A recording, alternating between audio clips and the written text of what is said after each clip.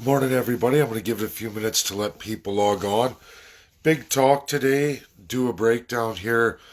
I've got an invite to the Manning Center that's hosting the Canzuk debate, last debate apparently of the year. And they're saying, that our government's going to go forward with it. Justin Trudeau wants to go forward with it. Aaron O'Toole wants to go forward with it. And I don't know what Jagmeet Singh's position, but he likely wants to go forward with it. So we're going to start here with UK. They made a major announcement I published yesterday. A lot of people didn't gravitate to it, and it's very clear to me people aren't realizing what physically is going to happen to Alberta, specifically over the next 10 years. And physically, right now, that is absolutely broken down. Unfortunately, Jason Kenney, we watch Jason Nixon, go off and talk about the destruction of another 100,000 jobs here in Alberta. I hate to be the bearer of bad news, but it is a heck of a lot more than that, everybody. A heck of a lot across many industries. Rural Alberta is not going to exist as it is today inside of less than 10 years. 10 years' time, you're going to see a major overhaul in Alberta's agricultural sector, just for starters, let alone the rest of us. And I'm going to go into that today, physically in real economics that is completely backed up and completely available through Statistics Canada.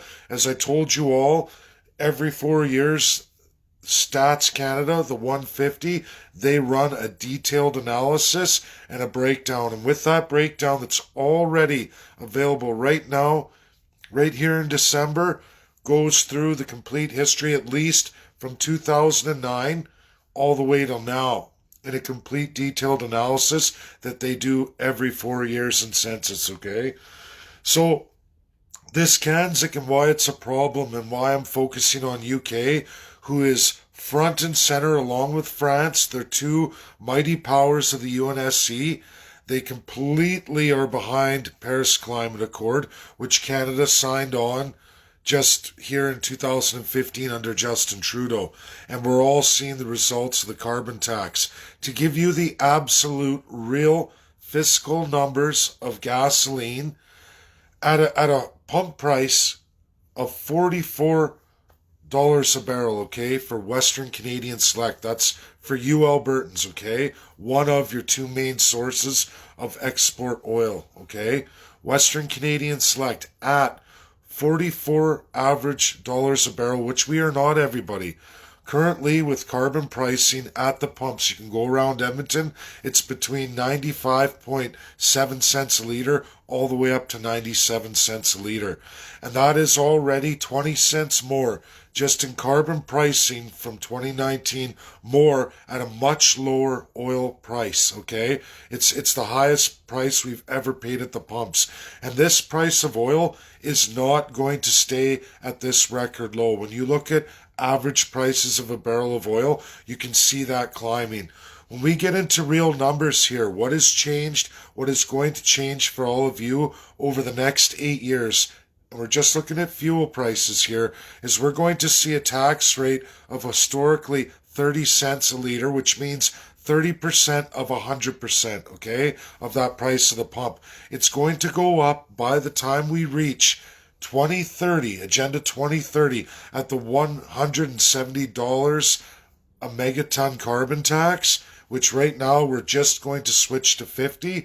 We're going to watch our fuel prices now 52% increase in the price of the pump. And that's not factoring that right now we're at 97 cents at a historically low price per barrel of oil. If we double that price of a barrel of oil, which isn't out of fathomable range, let's say we look at $70 a barrel. What will that mean for just the average driver in Alberta by the time we reach 2030? You are going to be literally spending for 100 liters of gas, you're going to be well over $230 just for a tank of gas. And that's at $70 a Western Canadian Select barrel of oil. Can you imagine if we ever see 100?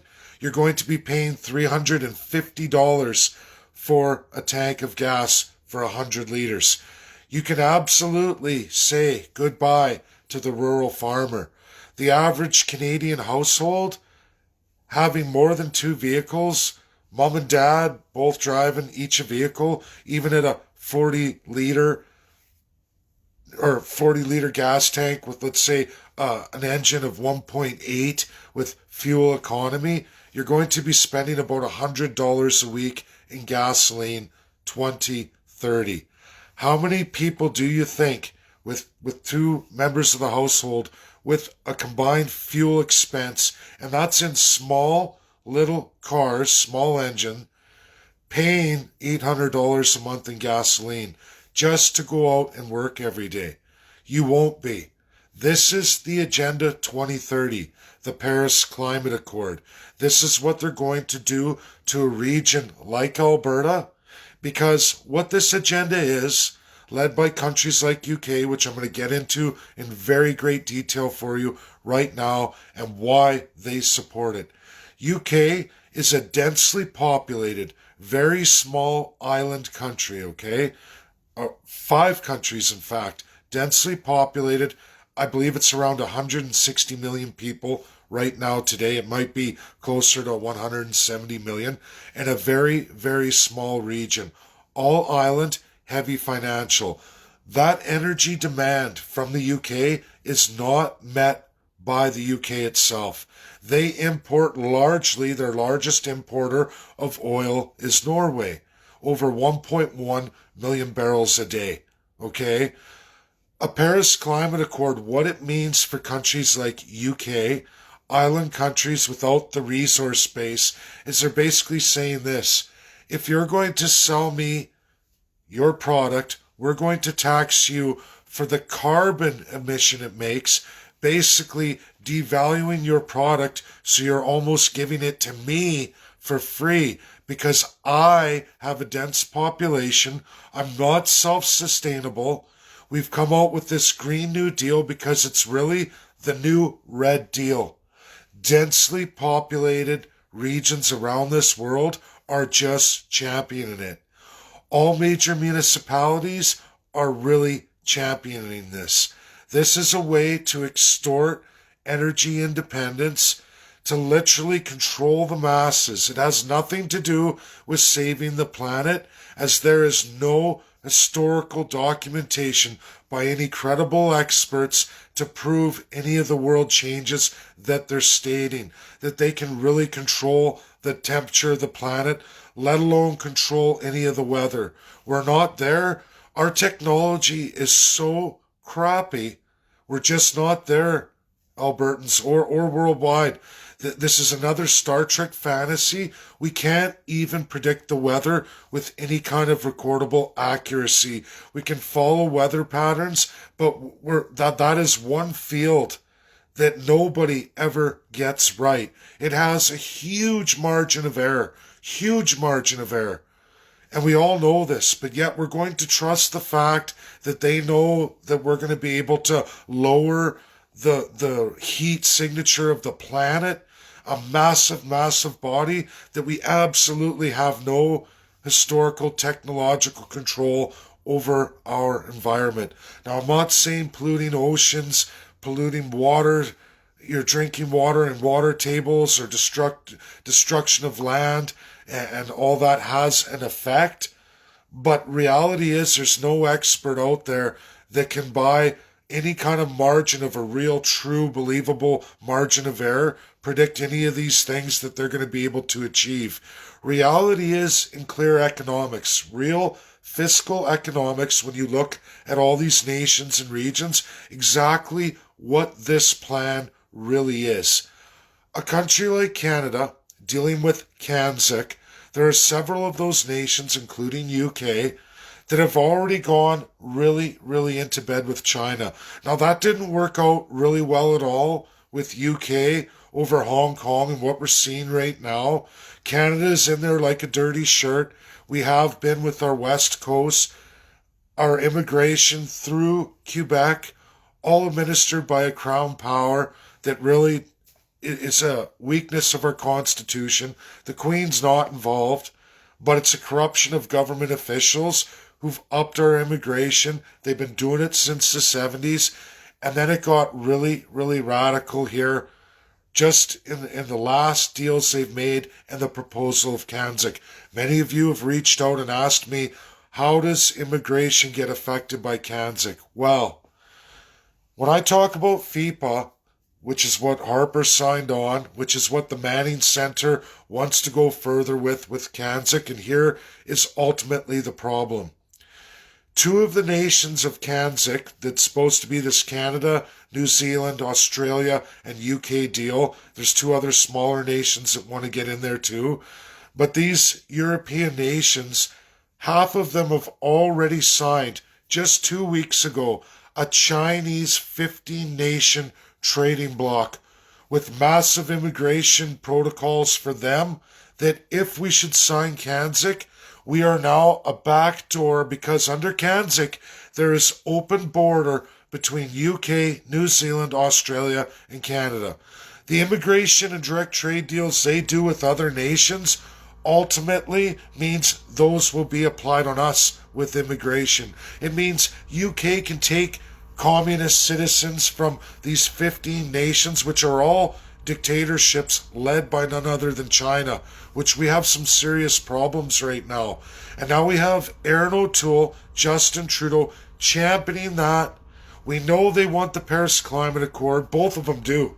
Erin O'Toole and Justin Trudeau. The big multinationals are okay with this. They can operate in an absolute monopoly, which they are. Historically, over the last 3 years, and this is USA too, it is all the small and medium oil companies that have gone absolutely belly up. I shot a video of a friend's garage showing you all these historical companies, one of which on that board, literally hundreds of them, most of them don't exist today. I had the owner of Trinidad Well Service come in, that Lloydminster Oil owner, came in, made that multi-million-dollar company. He got out in time. He spoke at my Edmonton event. That was Mike Heyer, if anyone didn't notice that. His company gone, as are many of those. All usurped, eaten by big multinationals that are absolutely major monopolies now. Something we're not supposed to have. It's a bad, bad mojo practice with capitalism. It's more of a function of the extreme globalism and the absolute right back direction to communism. Because in communism, it's literally one, either a state business or just a couple multinationals and state. That's globalism and that's socialism. It's wrong. We talk about wealth transfer and free energy. This tax, it doesn't matter if you administer it on the big multinationals because ultimately they just put it on the prices and put it back on you, the little Joe Jane. It is never a socialist reality that they try to present to you that somehow they're going to tax the wealth out of all the billionaires. That is 100% a lie because the billionaires will just roll it out on the massive products and the massive industry they control with their massive supply chains. This is reality. I have one woman here down south, Kelly Temple and Amber LP, and she's working, those two ladies are working on supply chains right now and how that works and which nations control that worldwide. And it's only a few, everybody. It's not like it's a free open market. I often talk about Alberta's one-way trade door with the rest of Canada. Canada, all the other provinces can come into Alberta, but Alberta businesses can't go out the other way. Forbidden, legislated against. And when we get into Laurentian East and why I started with UK and where we're going physically right now, the big champion of this and why our mainstream parties champion that is you look at Ontario and Quebec. Outside of hydro, which does not get any of these taxes applied, they're absolutely exempt. The East only has that as energy. They must import all of their oil, their fuels, their natural gas. The same applies to the Maritimes. They are just like the UK. They all have coastal access to the ocean. They control that eastern half of getting out into the world, but they have to export that energy. So, with their major population hubs like Toronto, Hamilton, Ottawa, and the list goes on and on, there's 7 of them, a major voting base of Canada, a major energy dependent group of Canadians, Paris Climate Accord suits them absolutely very well. It will mean that Albertans must pay to give them resources. This is the illusion of carbon tax. It is massive socialism designed as extreme wealth transfer. You work hard, you harvest resources, and you will give them to us for free, because at the end of the day, we're going to tax you out of them. We're going to make your product so expensive for you that you're just going to give it to us because you're not collecting the revenue through taxation, through Paris Climate Accord. You're going to give us a massive bulk of any money you would make. And we're going to use that to further our needs. It's not our resources. We didn't do the work for it, but we're not going to let any companies have any kind of major revenue outside of giving it to us. Or Albertans, any revenue for your resources, you're going to give it to us. Now, this is our constitution here in Canada.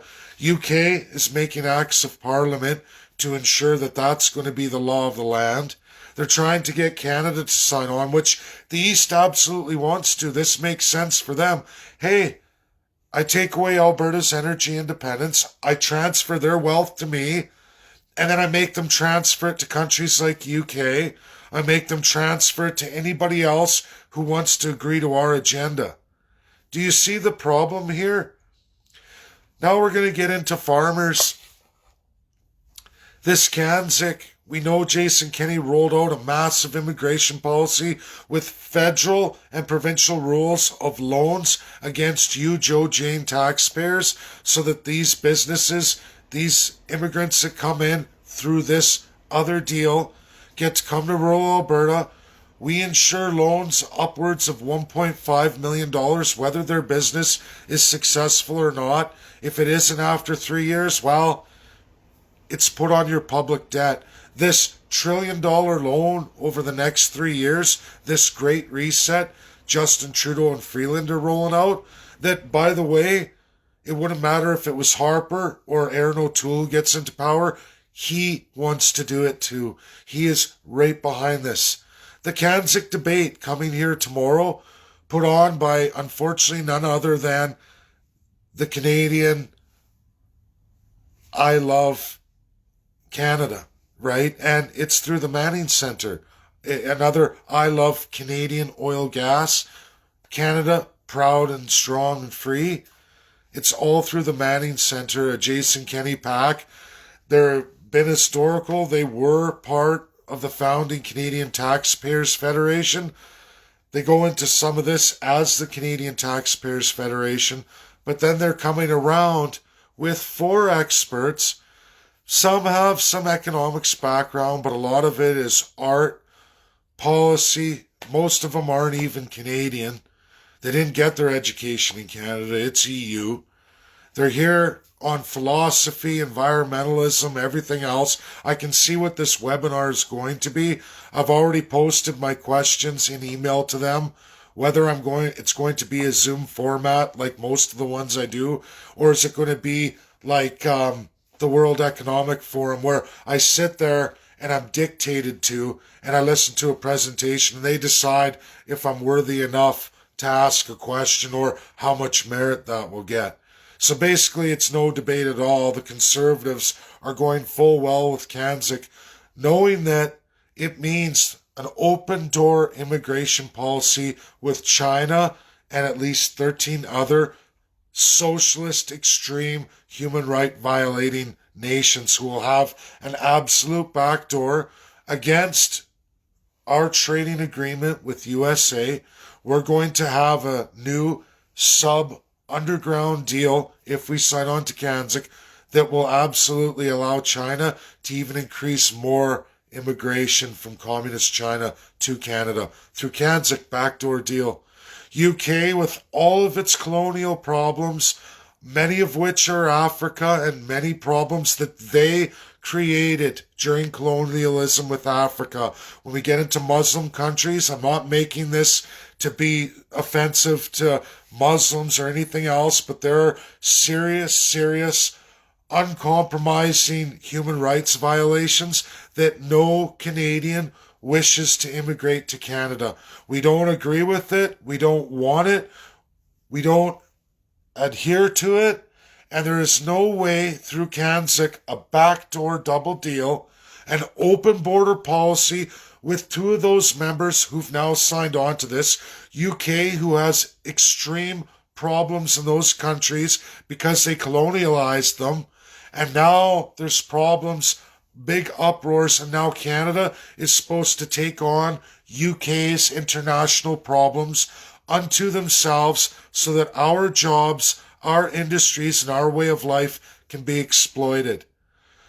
I want to get into this right now. Canada does not match UK in any geopolitical, financial, or any other way.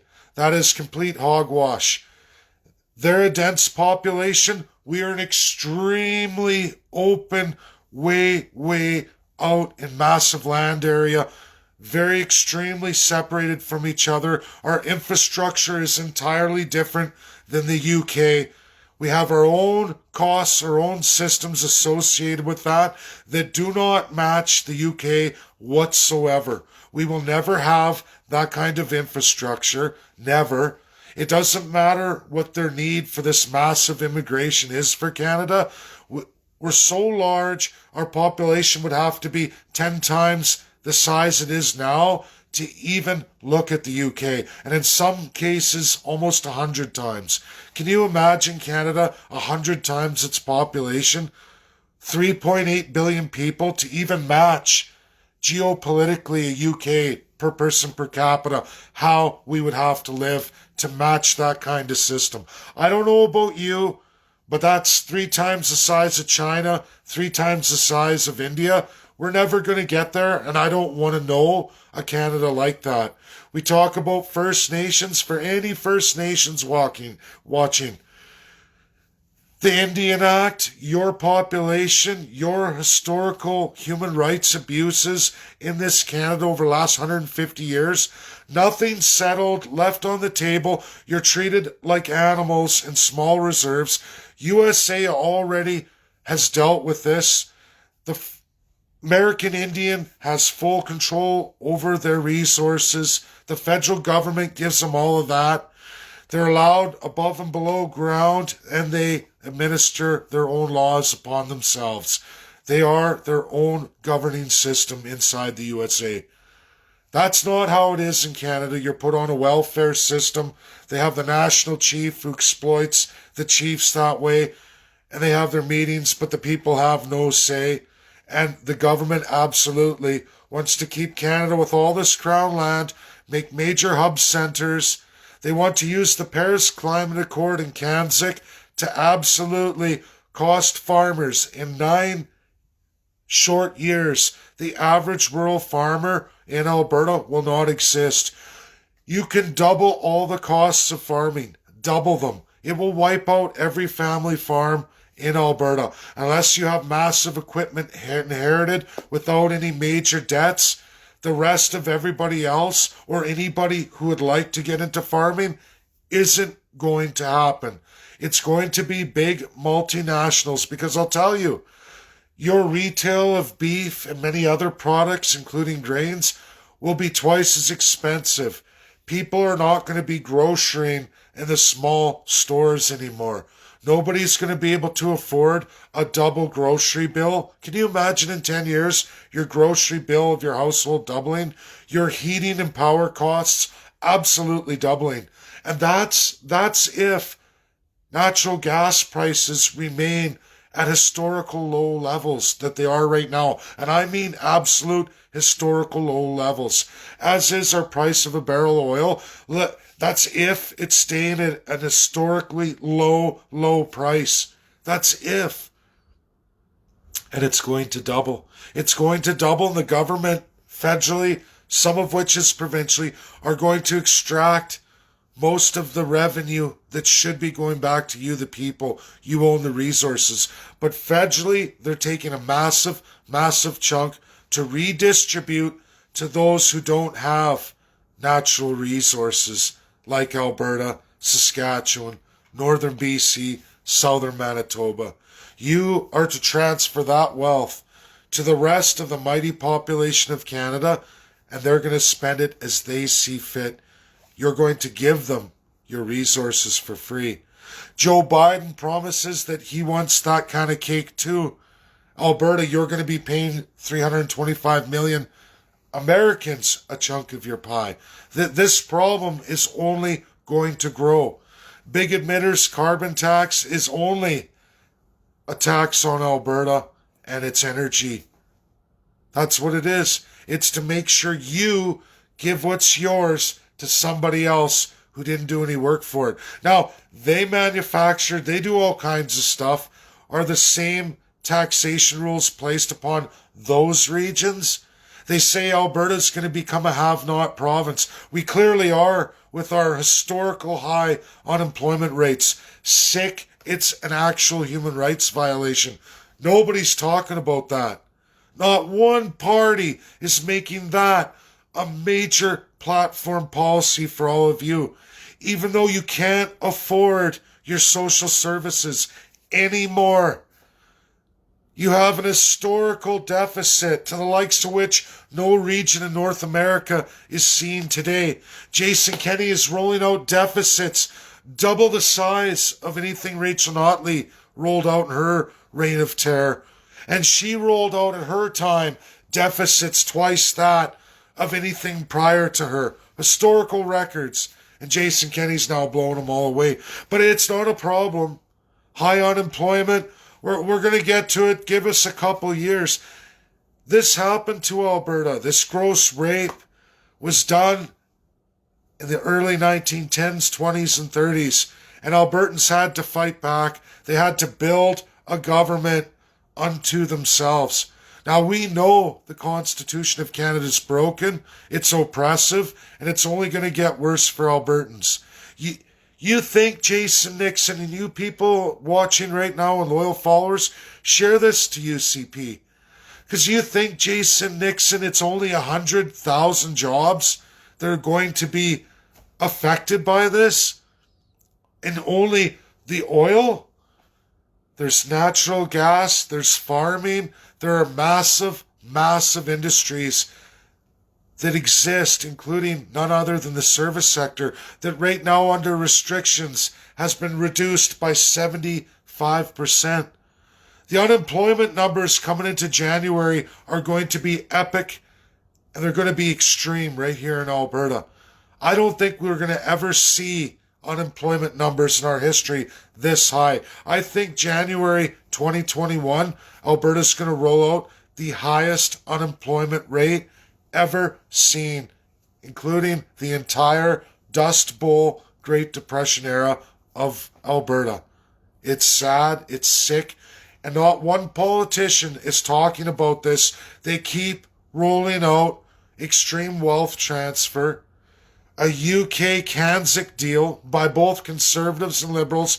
And like I said, everybody, I'm going to go in this forum tomorrow. Well, I can't even really call it a forum. By the sounds of it, it's just a webinar that I'm going to be watching, and I may get to ask a written question. They may let me. But their debate, which is absolutely not a debate, is just a bunch of clowns, 4 professionals, some of which are Canadian, some do have some okay credentials, but they're absolutely not specific to real economics, not recognizable on the world stage. Philosophy, sociology, I don't see a transferable degree here that works in real economics. And this is the absolute problem, Canadians, of our Liberals, our Conservatives, and our NDP. Not one person of any credibility, radical, they're academics, but they're radical philosophers with dreams of utopia and are absolutely in bed with countries that don't hold your interests at all primary or first. Now people ask about hope. What's the hope? How do we change this? It is absolutely in succession. It's the only way to change this. It's going independent and becoming a UN state. A lot of people say, why would you go back to the UN? Agenda 2030, Agenda 2021, all of it. Human Rights Council. All of these are by rogue UN states or individual UNSC powers who want to bolster and further their needs. As long as you are not a UN state in this world, whether you like it or not, you don't get any say. You can be extremely oppressed by any country that is a recognized UN country, like Canada, like the Laurentian East. They can oppress the living hell out of you, administer all kinds of extreme inequalities, and unless they start violating major human rights that are bound in law, there is nothing you can do about it. Succession. That is the only gift they left you. And you go out there, you become a UN state. At least if you build that extremely good, solid constitution, codified, we the people, and you set the rules of how you're to be governed, you will not become a victim of any of these non-binding agendas. Are there some that are bound that aren't really great? Sure they are. But I promise you, it's better than being subject to a world where you have no say and anyone can do anything they want to you. This is the goal. This is where we have to get to. And people have to start looking at this for 2023. Because beyond that, there is going to be little left that you're going to be able to fight for. Many of you are going to have to do what everybody historically does. Migrate from the province somewhere else while they continue to pour in people who are historically civil law socialists or communists who've already embraced all these global designs, who are okay living with human rights violations, who absolutely don't respect or want your Charter of Rights and Freedoms, and are okay living well below any kind of normal standard of living that we enjoy here in Canada. Because that's really what this is about. It's about the few trying to tell the many right across the world that you must get used to a subpar standard of living.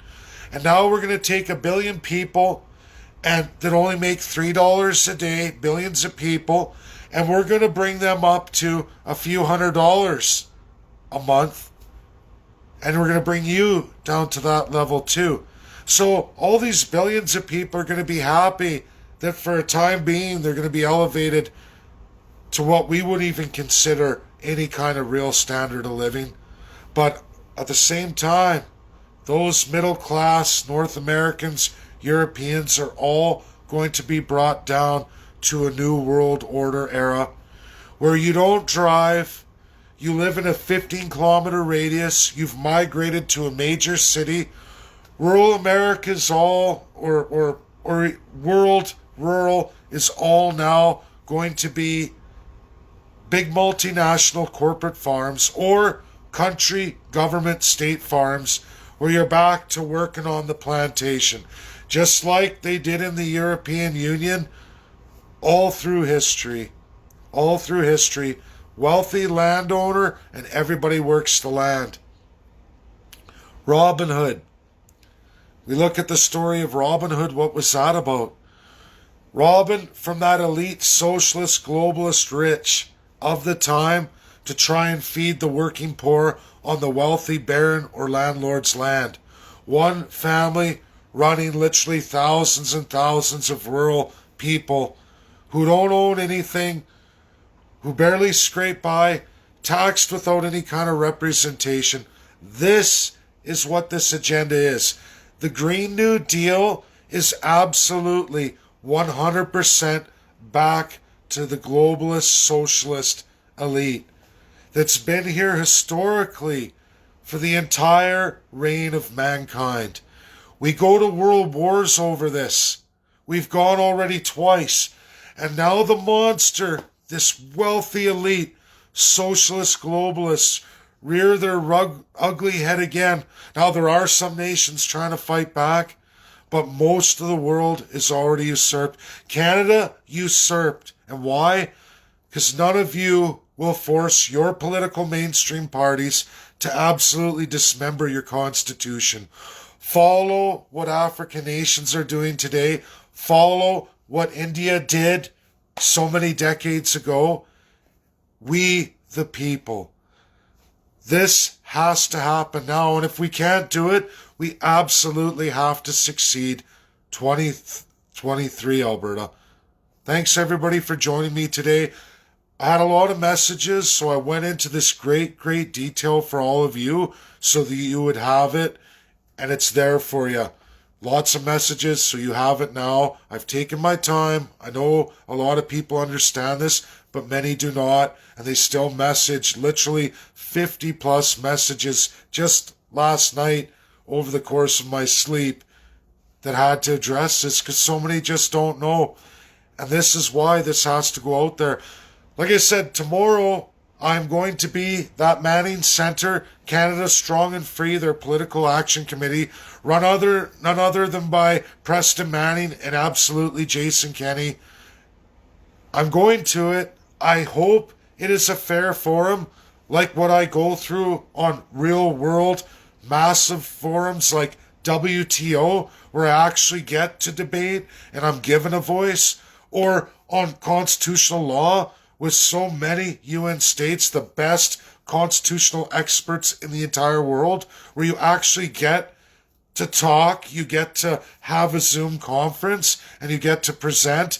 And then if people get to take your information and make their own conclusions. Now, I hope that's what this is tomorrow, but I doubt it. I'm sorry, I doubt it. I think like the follow-up email I just got, I'm going to be allowed to maybe ask one question written, and are they going to answer it, or is it just going to be me listening to a bunch of pompous assholes telling all of you how this is so great and wonderful, and absolutely ignore all the economics, fiscal reality, geopolitical, mass of what kind of nation we have and what they're trying to put us into. I think they're going to ignore all of that. They're going to ignore unemployment. They're going to ignore massive immigration and the absolute impacts of allowing a backdoor for China. And absolutely, they're going to ignore how this is going to affect us with the United States of America under a Joe Biden or a Donald Trump. Because I promise you, America will not accept Canada double dealing after signing the USMCA or making a backdoor deal to reduce labor costs to try and outdo the USA after we ratified a deal bringing in serious labor protections. But this is the problem with corruption, with filthy greasebags who are absolutely in bed with state or the globalist elite, who are going to get their big fat salaries, who don't even know what they're talking about or have a philosophy of how the world should be, a grand vision of utopia that is not based in any real technological, geopolitical, or economic reality in any way, shape, or form. Please share this out. Get this to people. Like I said, I know it's long, but so many needed this detail, and it's just too much in messages. Thanks, everybody.